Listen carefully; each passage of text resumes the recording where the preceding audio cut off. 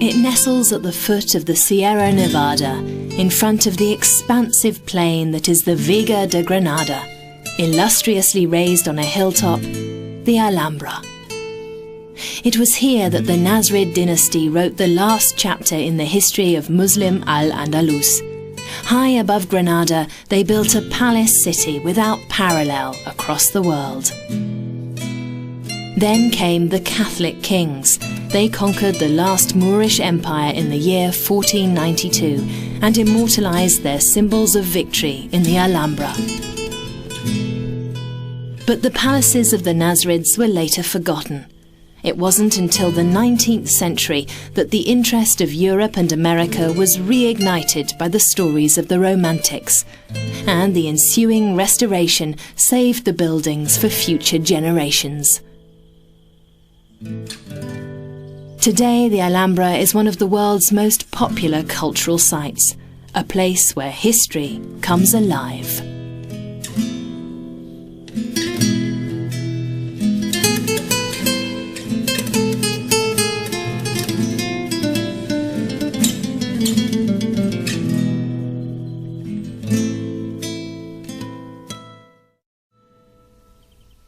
The Muslim conquest of the Iberian Peninsula began in the year 711.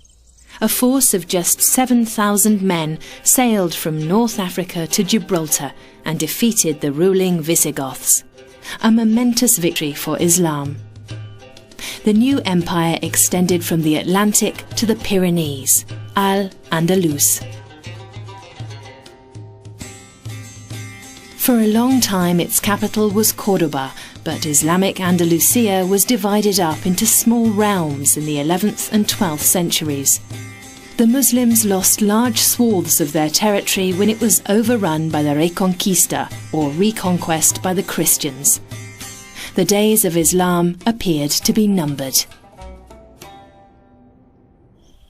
That is, until Muhammad ibn Nasr succeeded in consolidating forces in the midst of the chaos.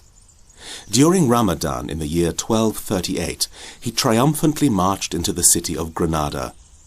As Muhammad I, he declared himself the first Sultan of the Emirate. The Nasrid Empire was born. In what was a clever ploy, Muhammad allied himself with his enemy. Granada became the vassal state of Ferdinand III, the Christian king of Castile.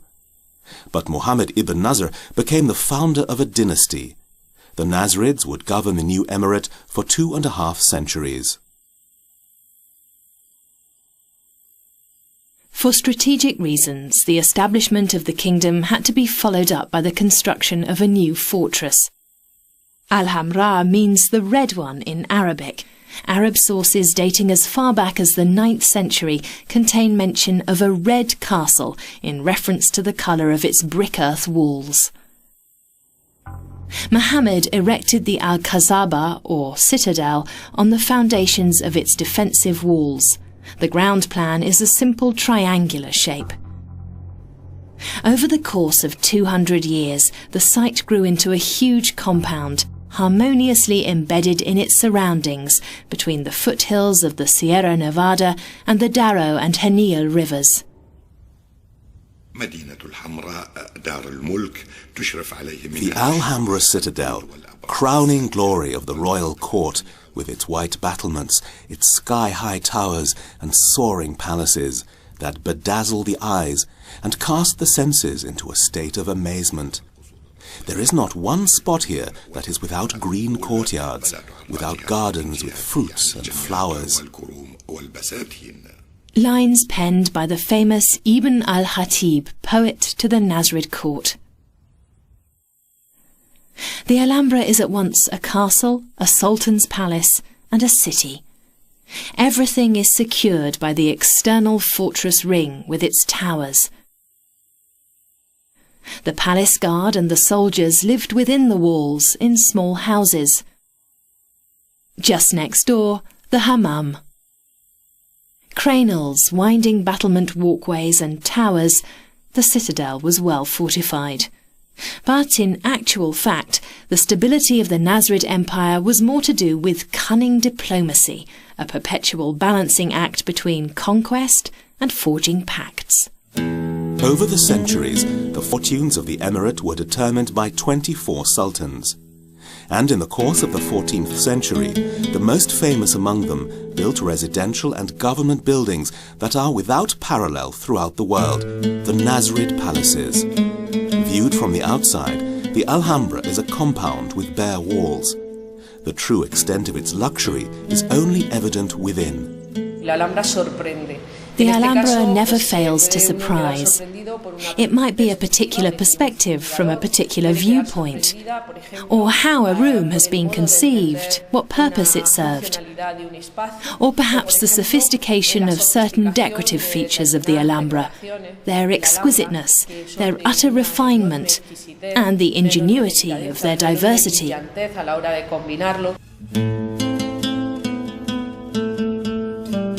The Nasrid palaces consist of 3 autonomous but cohesive areas: the Mashwa Palace, the Kamara's Palace, and the Palace of the Lions.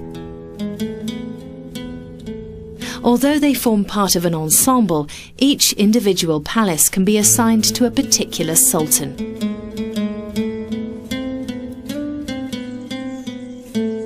One of the oldest buildings is the Mashwa Palace, audience chamber and court of justice. The central building was erected by Ismail I, the 5th Sultan of Granada. Here he used to sit, listen to his ministers, and administer justice.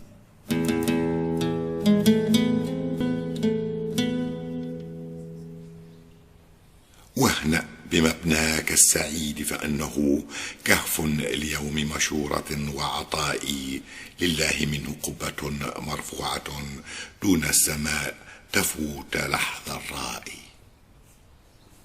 Again, verses by Ibn al-Hatib conjure up an image of the original chamber. Congratulations on your successful construction. Sanctuary for days of council and dispensation. How beautiful its cupola, that, high as the sky, rises up above the gaze of the observer. The cupola, which was made of wood and coloured glass, no longer exists. But the ceiling of the Mirador de Lindaraja in the Palace of the Lions provides an impression of its former beauty. There are conflicting statements about Sultan Ismail in historical chronicles. In the year 1319, the Spanish princes Pedro and Juan attempted to capture Granada. They and many other Christian knights paid with their lives in the Battle of the Sierra Elvira. Some sources report that Ismail arranged for Prince Juan's body to be sent back to Cordoba, escorted by a guard of honor. Others, primarily Islamic sources, claim that Juan's stuffed corpse was hung from the gate of the Alhambra, a propaganda war in the Middle Ages.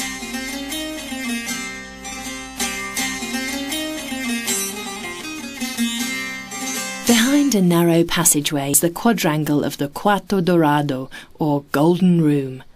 The courtyard was a security zone and could only be accessed one by one through the small door.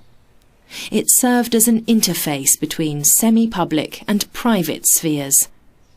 The facade of the Kamara's palace provided the backdrop for magnificent royal ceremonies. The Sultan himself sat in the centre, in a prominent position, a demonstration of power. His throne, a luxurious but also portable seat.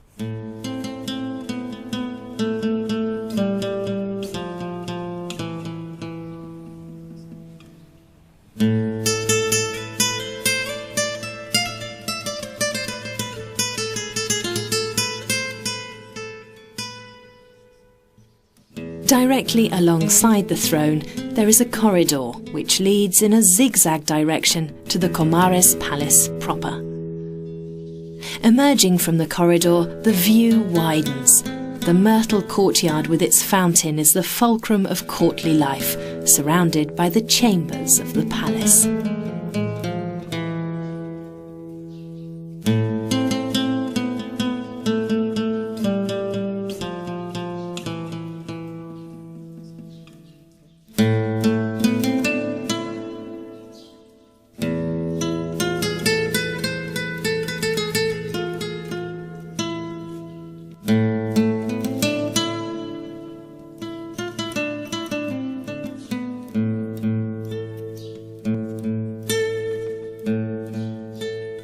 Comares Palace was built by Ismail's son Yusuf I. First, the Sala de las Barcas, or Hall of the Boats. It's reminiscent of an awning opening out in front of the Sultan's large tent. The throne room itself is the center of power, a place where heavenly and earthly power meet, one of the shining examples of Nasrid architecture.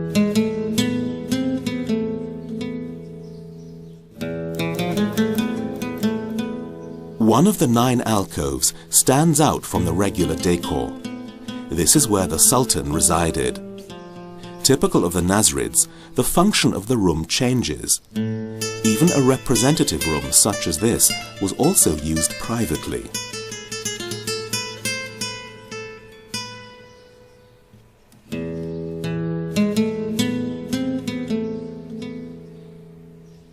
This interior is one of the most outstanding of its kind in the entire Alhambra.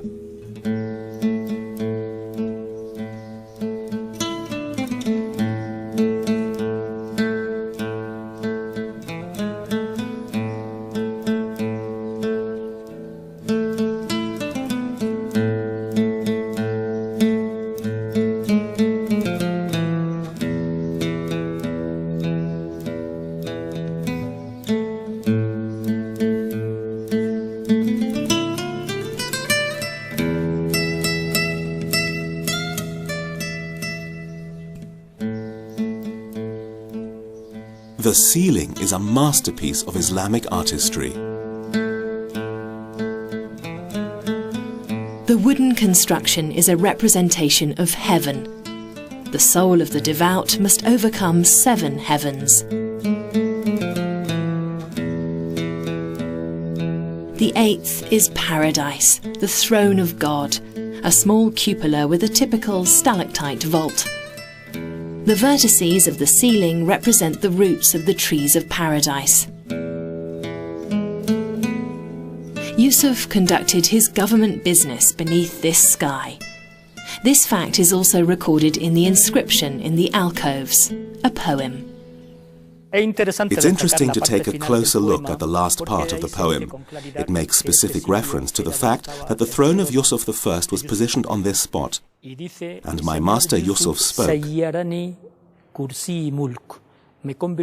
he transformed me into the throne of the empire.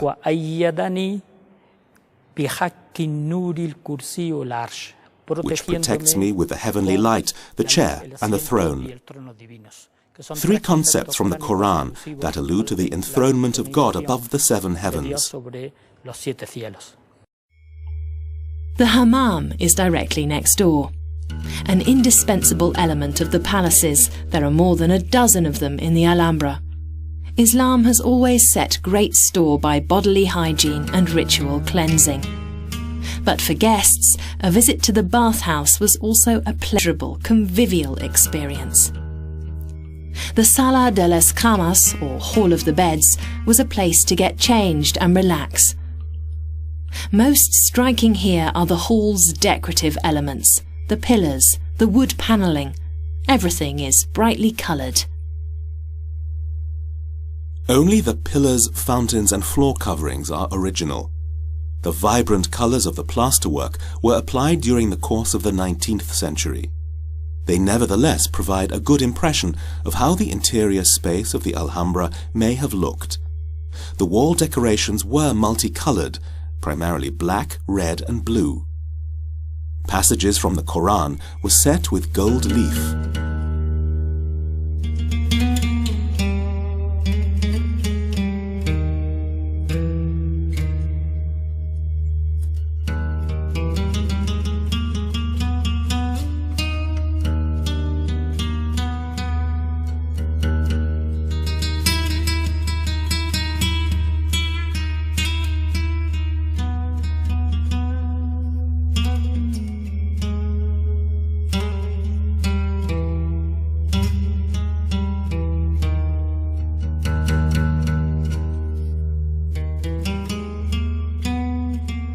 Massage room, steam bath, various pools with cool and warm water.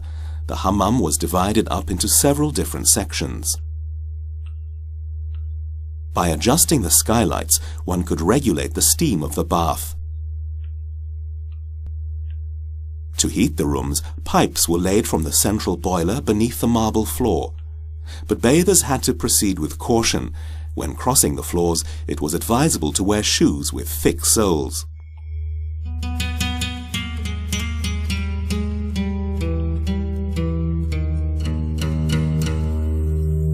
The Nasrid Empire attained its economic and cultural heyday in the mid-14th century. Towering figures of Muslim spiritual life came to visit Granada. But life at the court was anything but peaceful. There were frequent plots, incidences of betrayal and murder, even among the closest family members. Few rulers of the Alhambra died a natural death, and neither did Yusuf. On the 19th of October 1354, the Sultan was at prayer when he was stabbed by a madman. He called out, the prayers were interrupted, but help came too late, and Yusuf died shortly after the attack, while his murderer was dismembered by the people.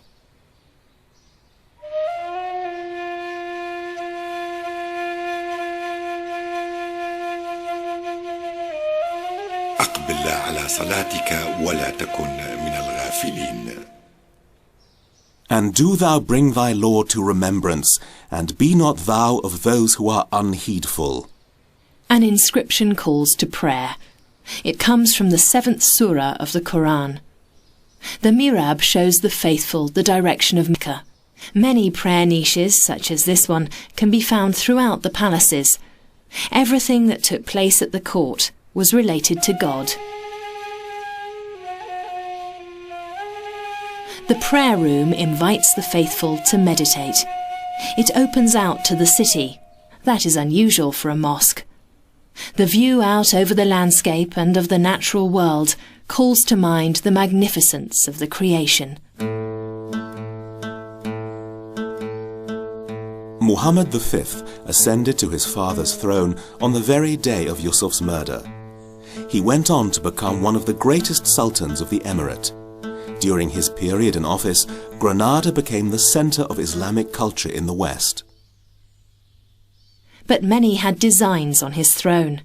Muhammad had been in power for just 5 years when plotters seized the Alhambra. It was Ramadan, and the Sultan was resting at the Generalife, the summer residence. He only just managed to escape. The plotters declared his brother as the new ruler. Muhammad fled to North Africa, but how could he recapture his lost power from here? Help came, of all people, from the Christian king. It is said that Pedro I of Castile personally killed the leader of the plot. Just 3 years later, in the year 1362, Muhammad was able to return to his quarters. But the Christian king had not stepped in to help for nothing. He knew how to exploit the rivalries of the Nasrids to his own ends. Muhammad's horsemen were repeatedly required to fight Pedro's battles. But Muhammad's second period of rule was to herald a short honeymoon of peace. Upon his return, he ordered the construction of the Palace of the Lions, a building of unprecedented magnificence.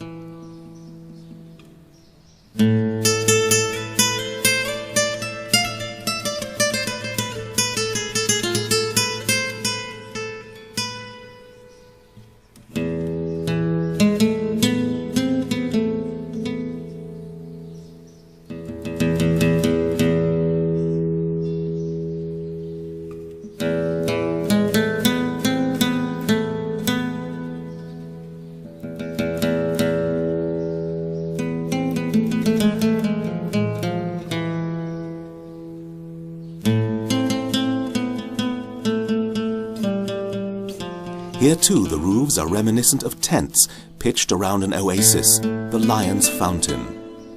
The rows of pillars look like palm trees. Again, there's an interplay of enclosed and open spaces. For celebrations and music, the 4 main halls provided ample space, a place for entertainment, a place to forget the rigours of courtly protocol. A surprise. The Hall of the Kings is crowned by 3 vaults that are adorned with paintings of courtly scenes. These were created in the 14th century.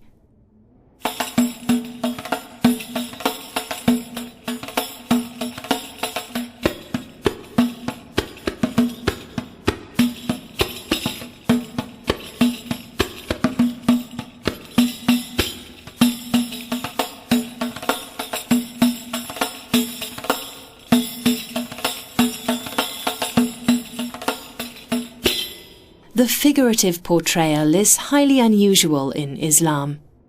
But the Nasrids were tradesmen. They maintained close ties to merchants from Genoa, Pisa and Venice, and it wasn't just about selling goods. A cultural exchange was also taking place. The pictures could have been works commissioned from Italian or French artists. Perhaps they represent scenes that took place in the halls and gardens of the Alhambra. Key figures of the court sit on cushions, taking part in animated discussion. Carpets are spread out in front of them. Their swords hang securely from their belts.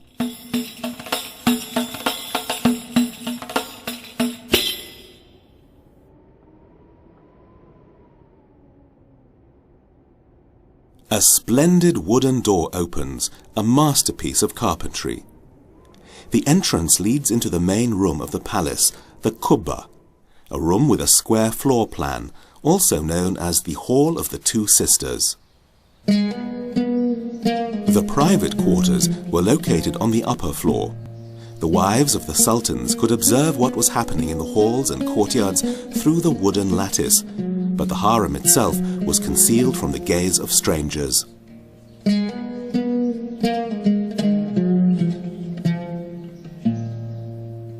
After the sultans, the royal poets were the most powerful protagonists at the court. They fulfilled many roles simultaneously, as explained by Ibn al-Khatib in his anthology of poetry, the Diwan.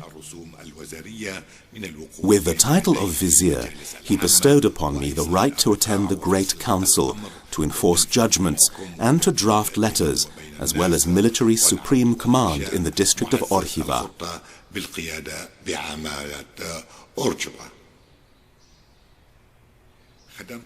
Looking back, Ibn Zamrak later wrote, I served Muhammad for 37 years.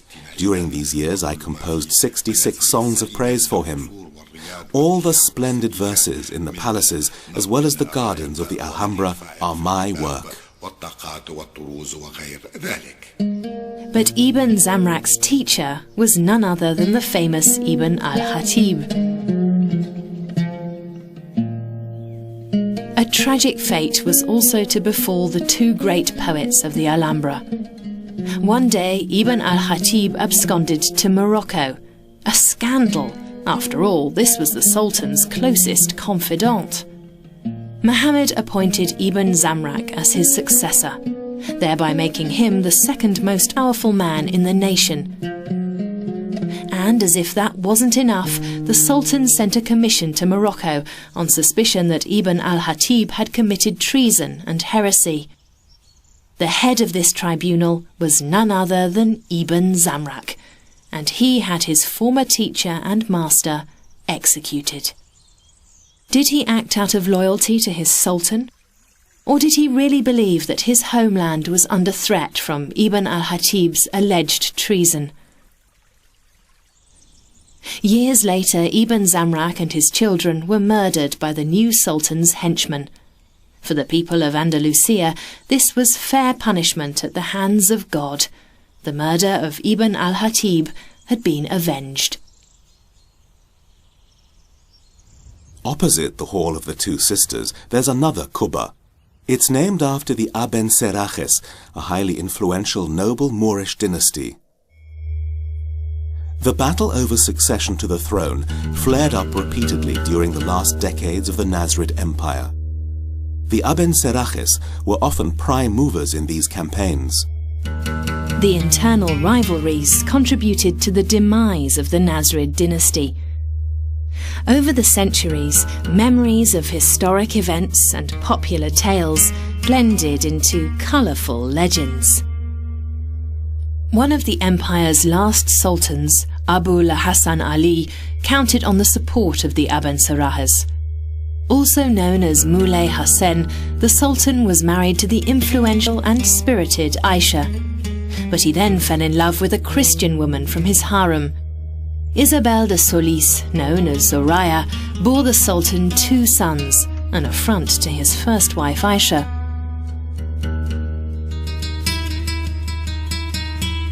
The Abencerrages threw their backing behind Aisha. They used the insult as a pretext to intervene, attempting to oust Abul Hassan Ali and replace him with his brother. But the conspiracy of 1470 failed, and the Sultan's revenge was terrible. As the story goes, the Abencerrage knights were made to kneel on the white marble floor, shoulder to shoulder, and were executed with the sword. But the Nasrid Empire was not just threatened by internal wrangling. Enemies from beyond the fortress walls, Castile and Aragon, advanced on Nasrid territory in the 15th century. More and more Muslims were forced to seek refuge in Granada. This was to have a positive impact. The huge stream of craftsmen and skilled workers contributed to the town's economic upturn. The Puerta del Vino, or Wine Gate, was once the main entrance to the Medina. Today, only the foundations of the town within the Alhambra remain. The idea of using cypress trees to recreate an impression of the lost facades emerged in the 1930s.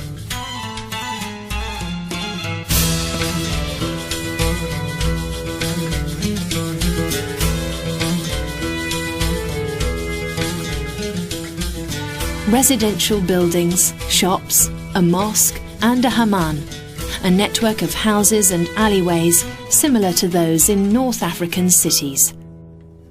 Much of it was discovered later during archaeological excavations. The fortress city not only contained the houses of the Medina, but also the palaces of the Abencerrages and Yusuf III. Both the houses and the palaces follow the same constructional design. The entrance area is open, but the private quarters cannot be seen from the outside. All rooms open out onto the interior courtyard, which has a water basin at its centre. The workshops of the Medina manufactured products exclusively for the court. The artistic creations of the pottery workshops were famous far beyond the borders of Andalusia. The gazelle vase is regarded as a masterpiece. Treasures such as this were also popular gifts for other royal households.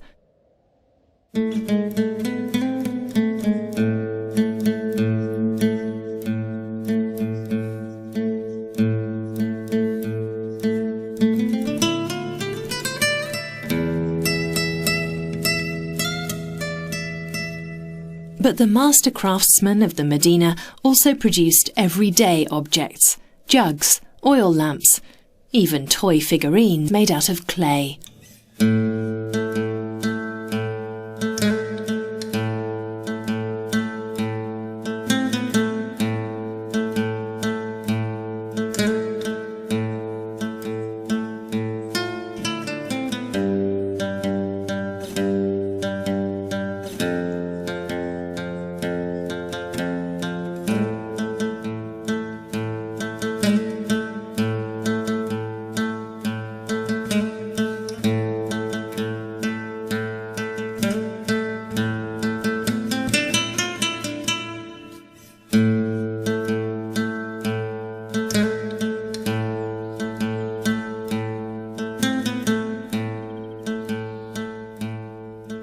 This basin was used to mix loam, clay and other raw materials. The necessary water was supplied by the Acequia Real, the royal canal, which was channeled into the house. The kiln was directly alongside it. During the period of Nasrid rule, Granada also became one of the most important centres for silk production. There was an extremely intensive trade with southern Italy, with Venice and Genoa, with Sicily, but also with Tunisia and with the ports of Egypt. Trade relations were consolidated on both sides, and each side profited from the other in terms of the imported goods. Masons were especially in demand at the court. Battlement walkways, towers and palaces. On the many building sites of the Alhambra, there was always a need for skilled workers. The defence structures were essential for the survival of the Alhambra. After all, the threat posed by the Reconquista was omnipresent. Refined defence techniques were deployed against the Christian enemies, such as entrances leading to angled passageways. Anyone trying to enter the compound through here could easily find himself trapped. Defences were further bolstered by talismans. The hand was intended to deter evil spirits, as well as human enemies. But towards the end of the 15th century, the Nasrids' defences could no longer hold out against the Christians. The last bastion of Islam was doomed.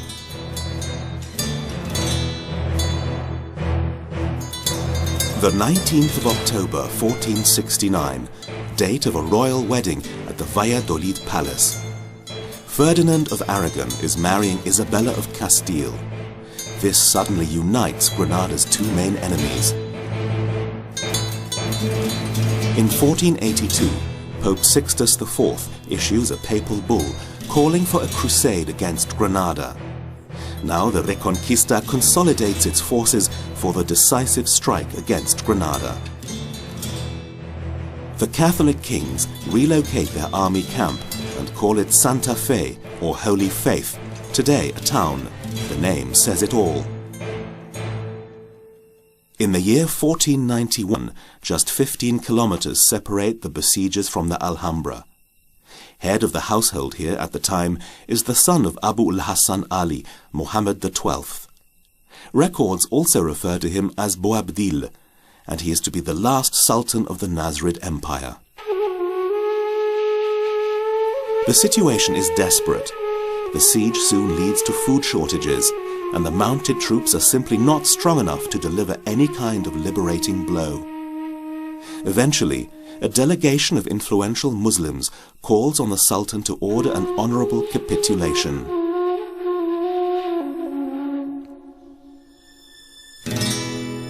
The opposing camps negotiate for weeks until the conditions for handover are agreed upon and set down in writing. And those conditions don't sound too bad at all. The Catholic kings pledge to allow their opponents the right to practice their religion freely, independent courts for the Moors, a general amnesty, and no further tax hikes. On the 2nd of January 1492, Isabella and Ferdinand move into the Alhambra through a side door. In a gesture of humility, Boabdil kisses the monarch's hand. From now on, the standards of the Catholic kings fly from the Vela Tower. This is actually a stroke of luck for future generations. The Alhambra is so well preserved because the handover occurred without any violence. As legend would have it, Boabdil took a final look at the Alhambra from a hilltop, with tears in his eyes. To this day, there is a pass to the south of Granada called El Suspiro del Moro, the Moor's Sigh. His mother is said to have scolded him. "What are you doing, blubbing like a woman over the loss of a city you weren't man enough to defend?" A few years later, the last emir left Al-Andalus and headed to Morocco. The 700-year history of Islamic culture on the Iberian Peninsula had finally come to an end.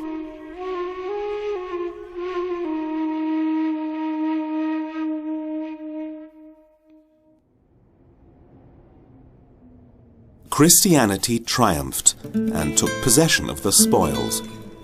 Initially, the Catholic kings lived at the Alhambra as though under siege, The Muslim city beyond its walls was hostile to their presence, but they got on with the business of settling in.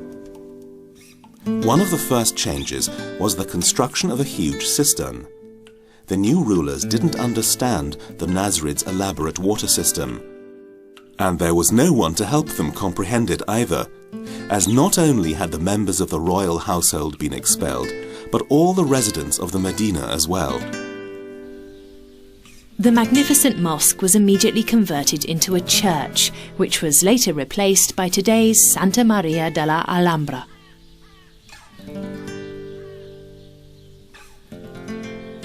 The conquerors stamped the Alhambra with the indices of victory, plus ultra, beyond the known boundaries of the world. Later, this was to become the official motto of the Spanish kings. Isabella and Ferdinand were fascinated by the Nasrid architecture, but as much as they respected it, they wanted to customize it.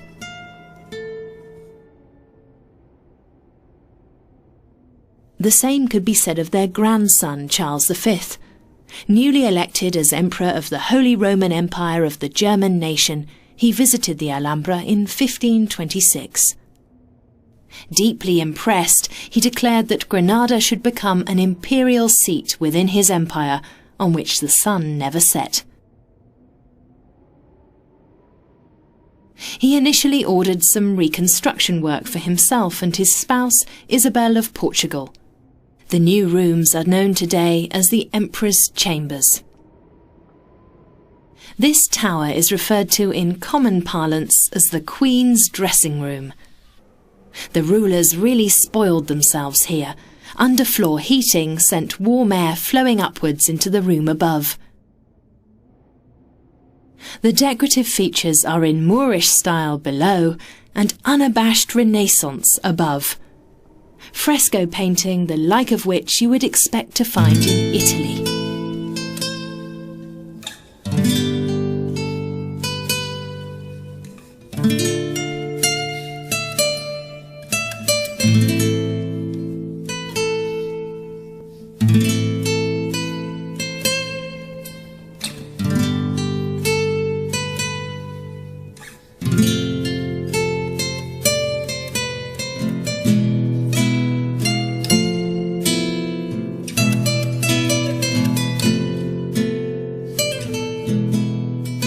One motif is especially telling, a depiction of the conquest of Tunisia in the year 1536 by the Imperial Armada. Charles is showing off his own superiority.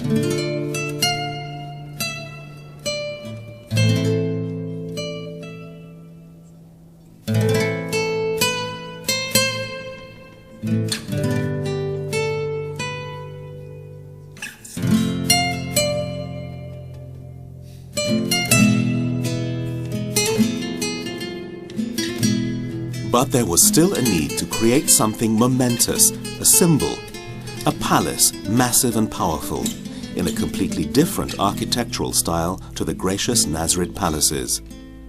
As Emperor of the Holy Roman Empire, Charles V was successor to the Roman imperators. Renaissance architects looked to classical antiquity for their inspiration. In 1527, Pedro Machuca, a pupil of Michelangelo and Raphael, began building a palace.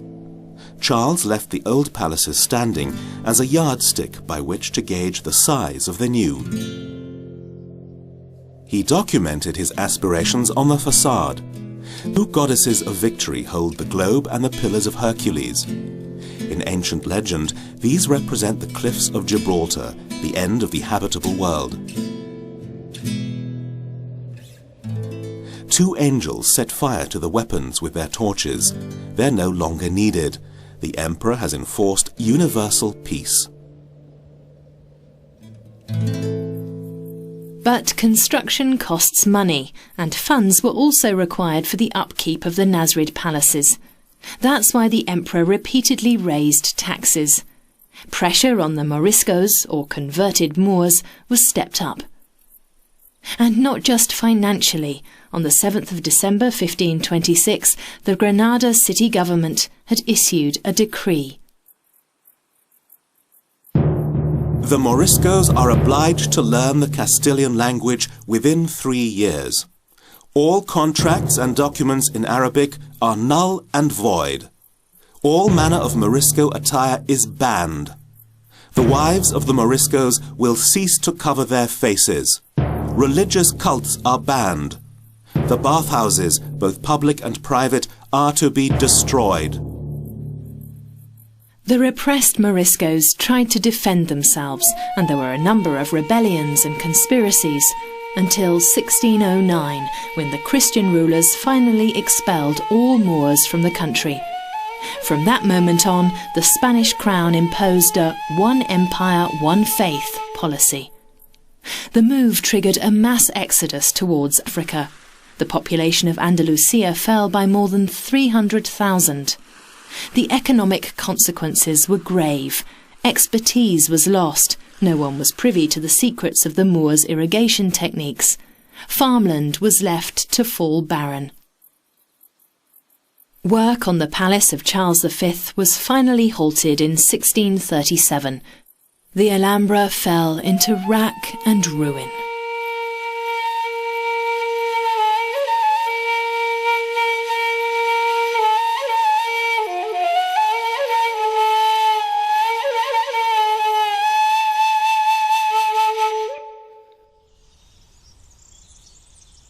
Almost 200 years later, Napoleon Bonaparte had been defeated.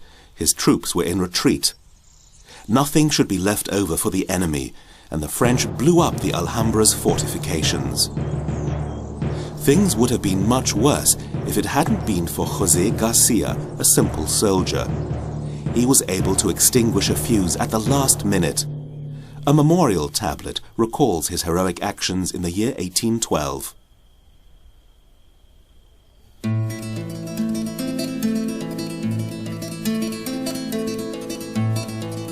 Most of the Alhambra was now derelict.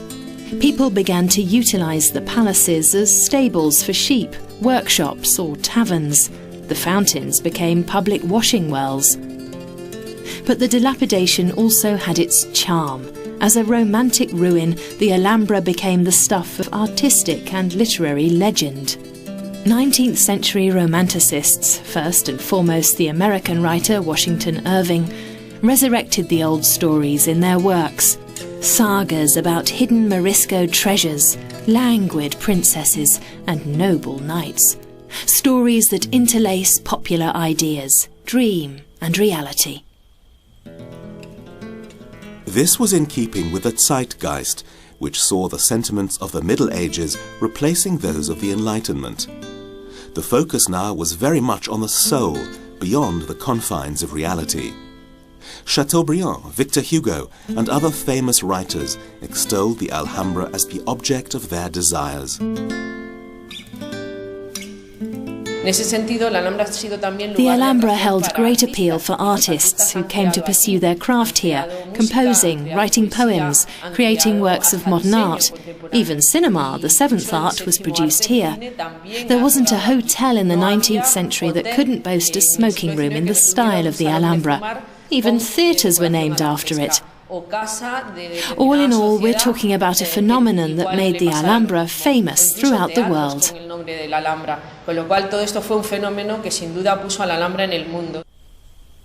Much of this fame was due to the writer Washington Irving, who published his Tales of the Alhambra in 1829. Now, great numbers of travellers and scholars wanted to see the ruins with their own eyes. The English architect Owen Jones also visited the Alhambra on the last stop of his grand tour. His studies and drawings are some of the most important documents of Islamic architecture.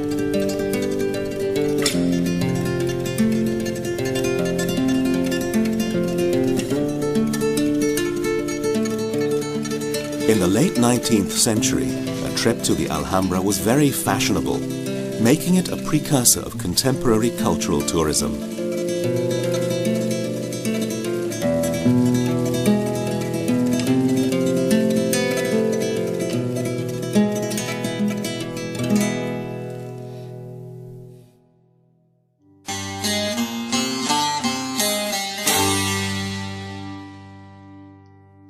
simple yet complex.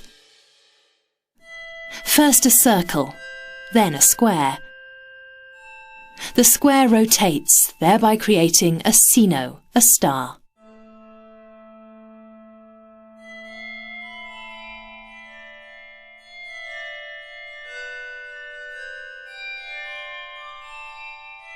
As the lines are extended, new stars are formed, creating a never-ending interlacing pattern. The gaze starts to wonder.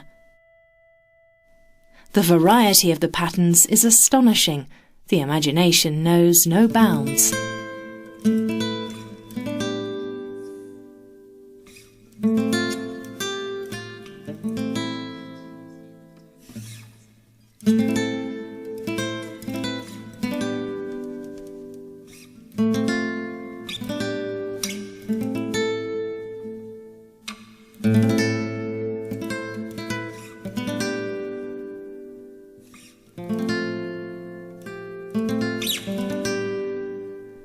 And everything is based on two simple geometric shapes, the circle and the square. The Nazrid civilization is part of Islamic culture, an Islam that is Hispanic Muslim in character. You could call it a Southern European Islam, one that exhibits a tradition and cultural values codified over the course of centuries. It's not true to say that there's an explicit ban on human representations, but there is a tradition of avoiding such portrayals. The Alhambra is saturated with cogitations on the divine. There is no division between sacred and secular life at the court. Even the earthly power of the Sultan is subordinate to that of God. God alone is the victor. The motto of the Nazrids is omnipresent on the walls of the Alhambra. In the Quran, God is praised as the creator, sustainer and ordainer. A creation with three different dimensions, the universe, nature and man. The decorative features of the Alhambra unite these elements.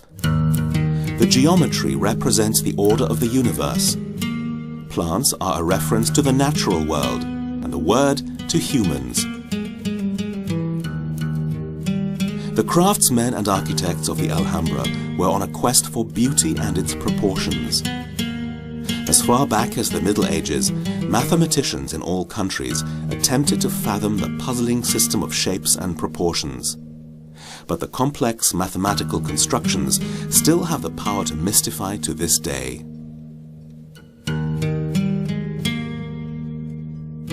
With the stalactite vault, or mukana in Arabic, Nazrid art attained the peak of perfection. The designs that started out as two-dimensional patterns on tiles are continued into the third dimension. Again, the starting point is quite simple. You take a prism and remove the lowest end. This basic shape is duplicated. Prefabricated prisms are affixed with plaster. More than 5,000 individual stalactites have been counted in a single vault. The masterpiece rises upwards into the air on a supporting structure made out of wooden slats. The overall effect is quite overwhelming. The ceiling appears to float in mid-air. Above the square-shaped floor plan, there's an octagonal tambour with double windows. On top of that, the cupola with its traditional lantern. The stalactite vault in the Hall of the Two Sisters, the cube as a symbol of the earth, the cupola as a symbol of heaven.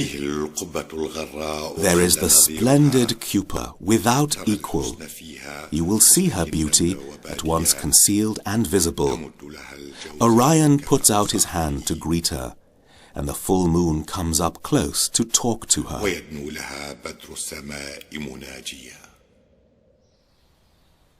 On the firmament are the sun, Shams in Arabic, and Qamar, the moon. The blinds in the upper section of the wall were called Shamsiya or Qamariya, according to the intensity of the light that they let into the rooms. They are made of wood or plaster, and the gaps were once filled with coloured glass. The decoration is again based on the geometric shapes, mostly stars. The light intensifies the effect of the hovering roof. The changing light conditions set the muqarnas in motion.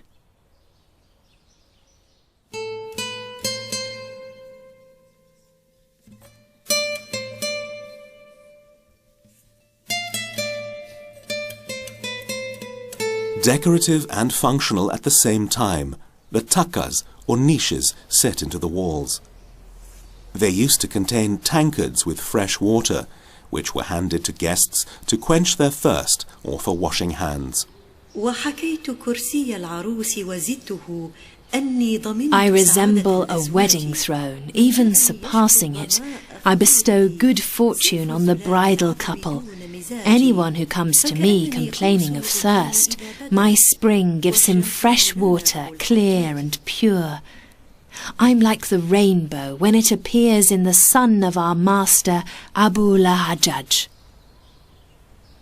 This is how the taka on the left describes itself in another poem by court poet Ibn al-Khatib. The Alhambra is actually constructed out of texts.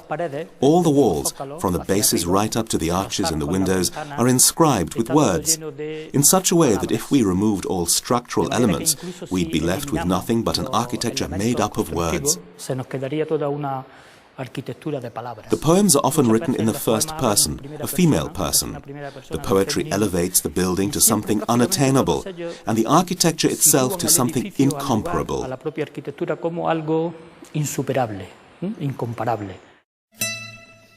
The verses on the walls are written in two different fonts. The Kufic script owes its name to the city of Kufa, regarded as the cradle of Islamic culture. The first Quran texts were written in this script. It is steep with many straight lines that create a rhythm, making it a particularly fitting geometric element. The Nasr script, on the other hand, is an italic or manuscript and is still used today for literature and correspondence.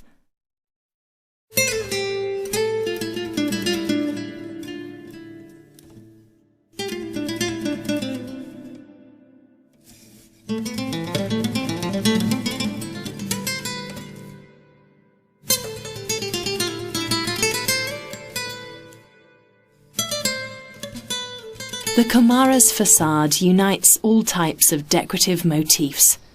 The tiles, the inscriptions in praise of the Sultan, and finally the muqarna. The crowning feature is the magnificent eaves.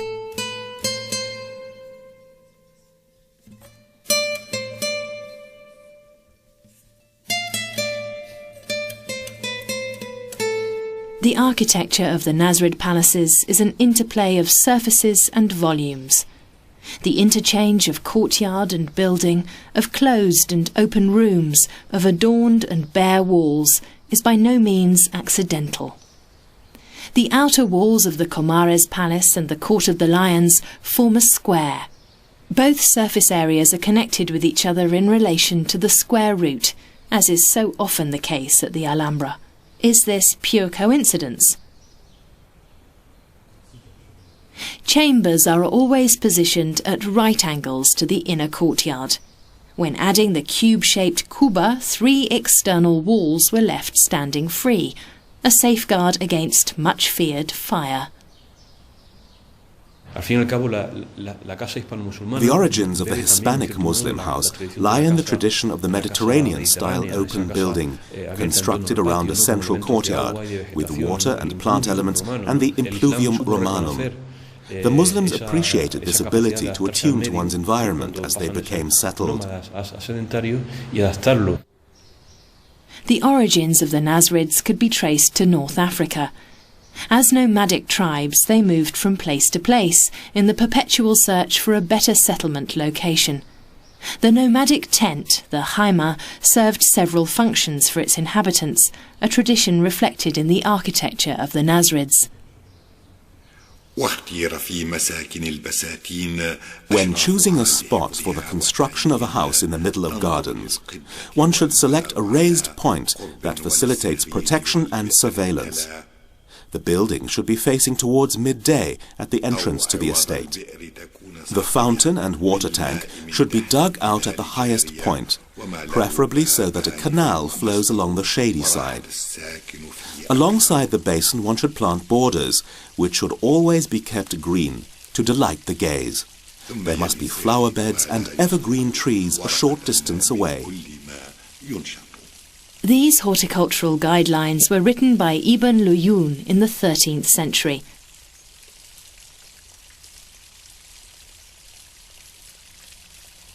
Beyond a gully on the slopes of the Cerro del Sol is the site where the Generalife was built at the end of the same century, country house and summer residence of the sultans.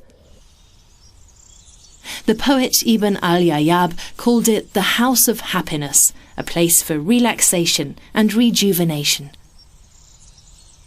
The architects appear to have adhered quite literally to the instructions issued by Ibn Luyun. The project included the cultivation of types of fruits and vegetables that were previously unknown in the region: spinach, artichokes, melons, peaches, lemons, almonds, and above all, pomegranate trees. Terraces were created to extend the size of the cultivated area. Their walls have withstood the elements over centuries. The Generalife is the only country estate in Al-Andalus that has been maintained to this day with elements that we can still recognize. When we look across to the Generalife, the contemporary landscape looks pretty much exactly as it did back then. But the Generalife wasn't just a country estate, it was also a summer palace. Just as at the Alhambra, the gardens play an important role. The aesthetic approach of the Nasrids knows no clear distinction between architecture and nature, between house and garden. The synthesis of both elements is the prerequisite for harmony. At the same time, the gardens also served a social function. This is evident from the pictures in the Hall of the Kings. Muslim and Christian knights vie for the affections of a fair virgin. People can be seen chatting at the fountain side and playing chess, or presenting gifts to the ladies. The garden is a place for pleasure, but also a place to meet and fall in love. In contrast to the private residential areas, the garden allowed for this kind of encounter. A number of anecdotes on the subject have been passed down to us through history. There are two figures, a young man and a young woman. An old woman serves as a matchmaker, someone who arranges meetings. And this lady advises the boy that if he wants to see this girl, he should simply hold a party in his garden. And she adds that everyone knows just how much the kings enjoy celebrating pleasurable parties in their gardens. A very different atmosphere reigns in the Myrtle Courtyard. It is an expression of power. This was a place where ambassadors and their retinues could parade, or where subjects could convey their concerns to the Sultan. When we look at the Myrtle Courtyard as it is today, a double surprise awaits us. On the one hand, we have gardens that are astonishingly true to their original form. The Myrtle Courtyard looks virtually the same as it would have done when the Catholic kings first set eyes on it. On the other hand, it looks like a garden that could have been designed by a minimalist landscape architect, a 20th century garden. A white rectangle made of marble, divided up by 3 green rectangles, 2 consisting of myrtle bushes, the other of water. This simplicity of structure could be the work of a modern architect, but of course the garden is a product of history. The courtyard is not just an open space, but an integral part of the overall architectural scheme. The focal point, the water. In the large pool, one palace becomes 2. The horizontal axis is interrupted. The vertical axis conveys a sense of sublime greatness.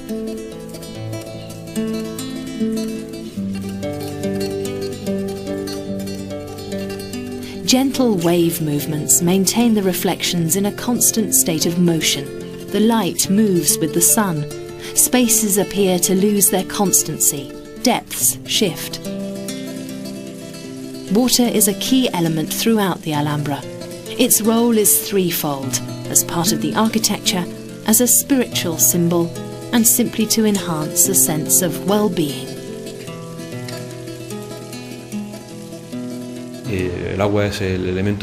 Water is fundamental for Islamic civilization and, of course, for the growth of the fortress city, which thereby also consolidates its position of power.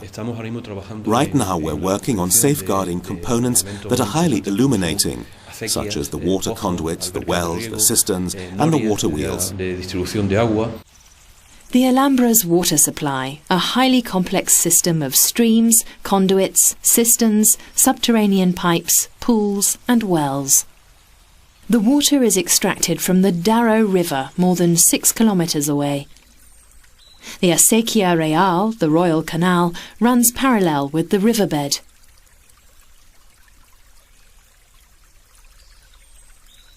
The water was once routed into a hill, the Cerro del Sol.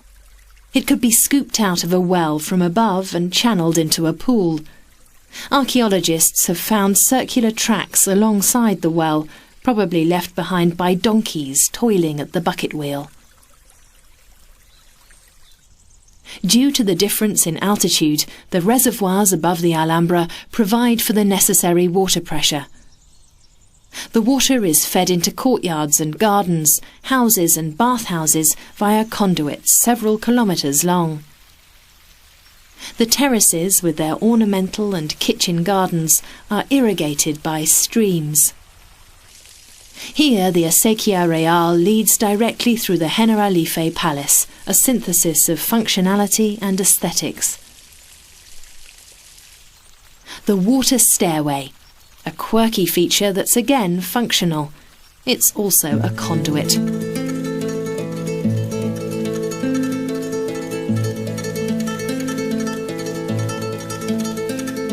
The aqueduct that supplies the Alhambra is located at the external fortification ring, a weak spot in the event of an attack, the fortress's Achilles heel.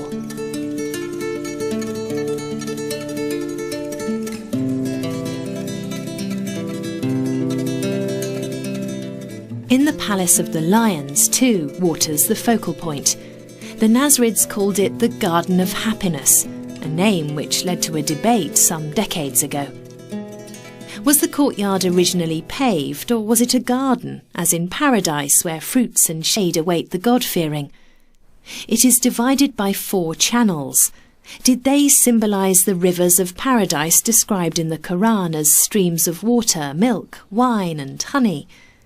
Did the Garden of Happiness provide a foretaste of heaven? Today we know that the channels are a modern addition.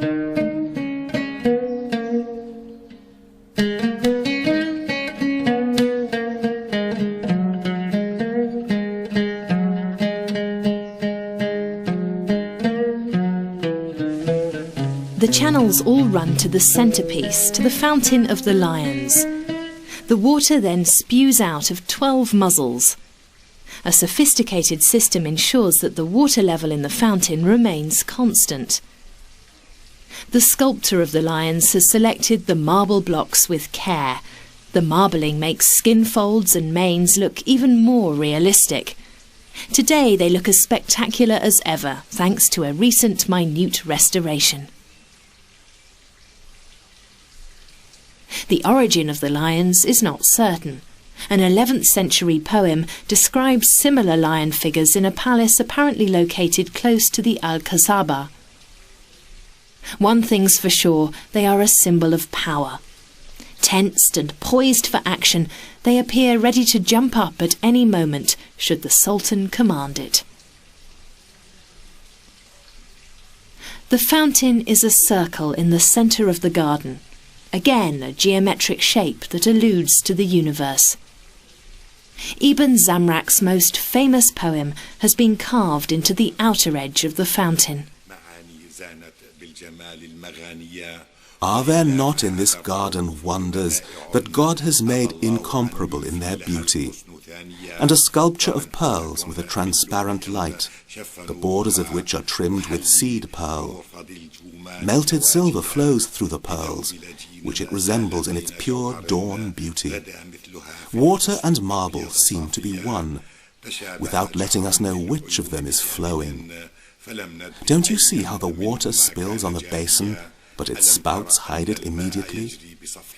It is a lover whose eyelids are brimming over with tears, tears that it hides from fear of betrayal.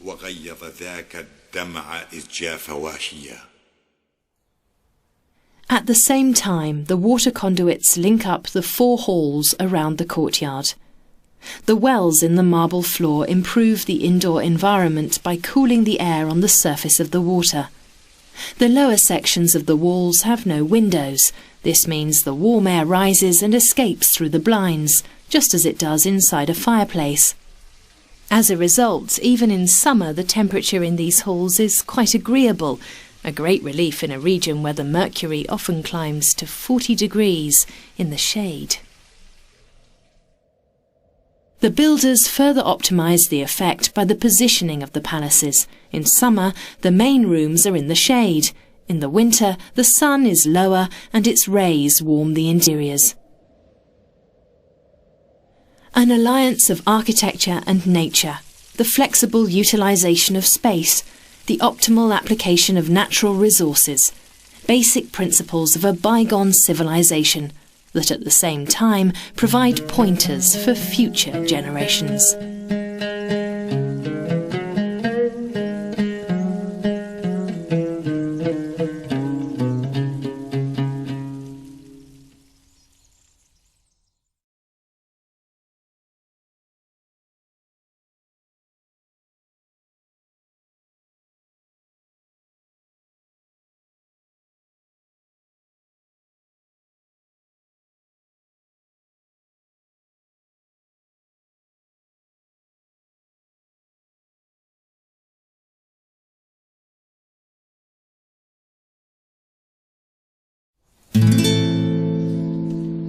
The Nasrid Empire was always under threat, the economic situation never marked by abundance. That makes it all the more astonishing what the Alhambra architects created with modest means. Clay, wood and plaster, the raw materials were found locally and used to construct an entire fortress city.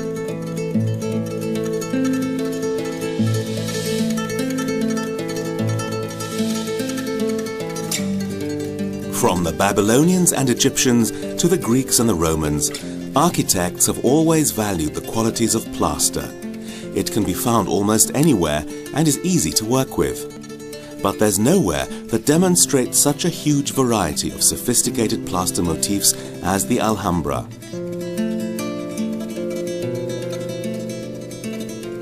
In the 14th and 15th centuries, the Nasrids began to mass-produce decorative elements. Previously, the plaster adornments had been carved directly on the wall, but now craftsmen used a model to make a template, turning that into a mould for casting. In this way, duplicates could be made of individual motifs, a major advance. The restoration of these extremely fine embellishments is a highly specialist task. One big problem is that it's difficult to ascertain what's left of the original design and what has been altered over the course of the centuries. Plaster can also be found on the construction material lists of the Catholic kings, an indication that they carried out repair work immediately following the conquest of the Alhambra, or that they even tried to imitate the Nasrids' work with new decorative features. Yet they didn't trust the former Muslim residents of the Alhambra to do the work.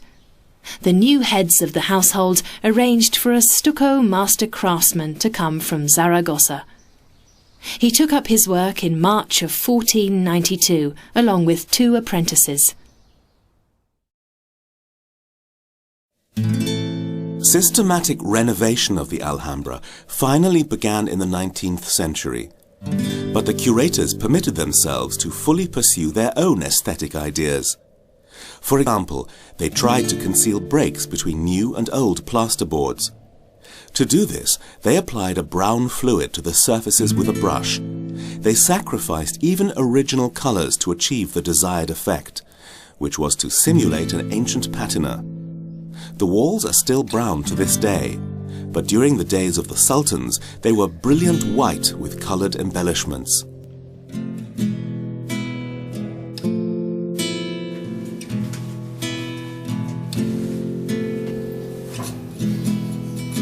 With the help of black light, we can see today which bits were subsequently touched up.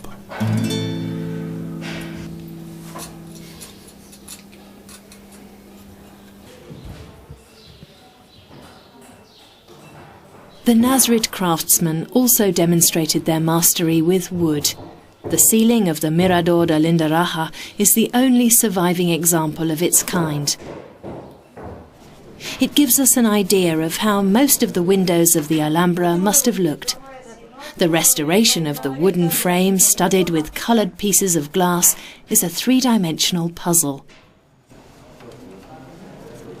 Just as here in the case of the hydraulic system of the Court of the Lions, restoration work requires the expertise of a whole palette of specialists: archaeologists, art historians, architects and restorers. Understanding the legacy of the Nasrids is a scientific and meticulous team effort. Nevertheless, some ornamentation and entire architectural elements have been lost over the course of the centuries, not least because the restorers didn't always respect the true heritage of the buildings. The best-known example of this is probably the conflict over the cupola in the Court of the Lions. In the 19th century, the French architect Eugène Viollet-le-Duc was a leading restorer. He had a profound knowledge of bygone building techniques, but preserving accumulated history wasn't one of his top priorities. He wanted to have a building resurrected in its characteristic style, and anything that wasn't in keeping with that style was removed. His interpretive model influenced an entire epoch, including the restorers of the Alhambra, who invented the ideal of an Oriental style. In the year 1859, they replaced the roof of a pavilion in the Court of the Lions with a cupola of ceramic bricks, which was supposed to correspond to the style of the Orient. They were, of course, slaves of their time and romantics. They created a romantic Alhambra. The little temple on one of the pavilions in the Court of the Lions was also in line with this principle. This temple looked half Turkish, half Persian, with a touch of Hindu thrown in. The result was obvious. The Oriental covering made no sense whatsoever. These are the words of Emilio Garcia Gomez, himself a famous Arab scholar. The architect, Leopoldo Torres Balbás, was appointed head conservator in 1923. He had the cupola torn down and replaced it with the original roof. This was nothing short of a sensation. The move generated newspaper column inches in London, Berlin and Paris. A new mindset had taken hold. Since the arrival of Torres Balbás, the restoration of the Alhambra would not be subject to romantic fantasy, but based on scientific criteria and respect for the building's unique original features. Indignant debate raged throughout Granada at the time. Many had grown used to their indulgent romantic Alhambra and accused the new restorer of disfiguring it. Today, humanity profits from the insights won by the experts working here.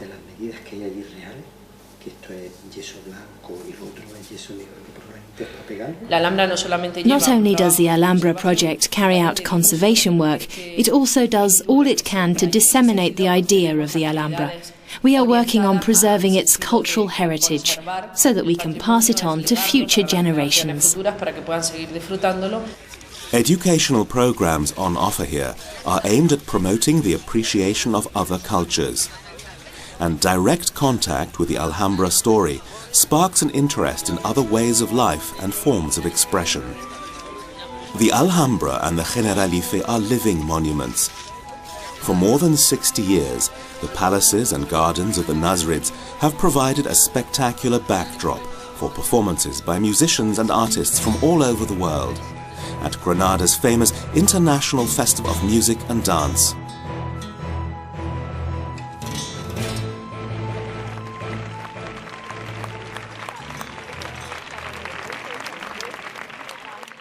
It is clear that because of the Alhambra, Granada is an international city, perhaps owing to the unique nature of the monument, and perhaps because it has been possible to maintain this legacy to this day. Millions of people come to see it every year. And what the Alhambra symbolizes really also shines a spotlight on ourselves. I even believe that the Alhambra has a role to play for the entire nation, because getting to know the Alhambra brings us into contact with a significant past, a past in which different cultures merged, a history that should be understood as the key to a harmonious coexistence, which is so urgently needed today.